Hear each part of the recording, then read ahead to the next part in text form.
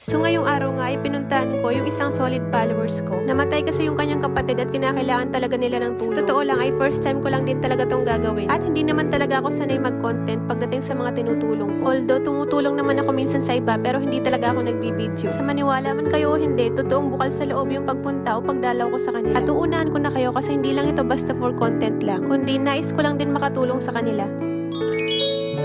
Papunta na ako sa Barangay Sagrada sa mga oras na to. Actually, dalawa nga silang magkapatid na nakapalo sa akin. At parehas nga silang nag-message na kung pwede ko nga daw silang tulungan. Dumaan nga pala ako saglit kila auntie para bumili ng konting madadala. Sabi kasi nila sa akin na talagang walang-wala sila ngayon. Hindi na nga ito yung first time na pupunta ako dito sa kanila kaya hindi naman na ako naligaw. Pagdating ko nga dito sa kanila, hindi naman na ako nakapag-video. Kasi napakamahiyain naman talaga ng tao na to pagdating sa crowded area. At dumiretso na ako dito sa burol ng kapatid nila. Kasama ko na nga dito yung isang solid followers ko. Ayaw nga sana niya magpakita dito sa video kasi ang haggard daw ng mukha niya. Then sabi ko naman okay lang yun at paras lang din kaming haggard. Ito naman yung mama niya na parang mas mukha pang bata kaysa sa amin. Habang nagkukwentuhan pa nga kami, pinakilala pa nila sa akin yung iba pa nilang kamag-anak. Naitanong ko nga rin kung ano yung ikinamatay nitong kapatid nila. Pero kahit sila ay wala ring maayos na maisagot. Kaya hindi naman na ako nagpilit pang magtanong. Sabi ko na lang na ganun siguro talaga ang buhay. Hindi natin alam kung kailan tayo mawawala dito sa mundong ibabaw. Yung nasa itaas lang siguro talaga yung nakakaalam kung kailan tayo babawian ng buhay. Hindi rin naman natin madadala sa hukay yung pera na yan. Kasi lahat naman tayo ay mawawala at lilipas lang. Pagkatapos kong iabot yung kaunting tulong ay hindi naman na ako nagtagal. Alam kong hindi pa yun sapat. Kaya sa mga taong may kakayahang tumulong ay muli silang lumalapit at kumakatok sa puso nyo.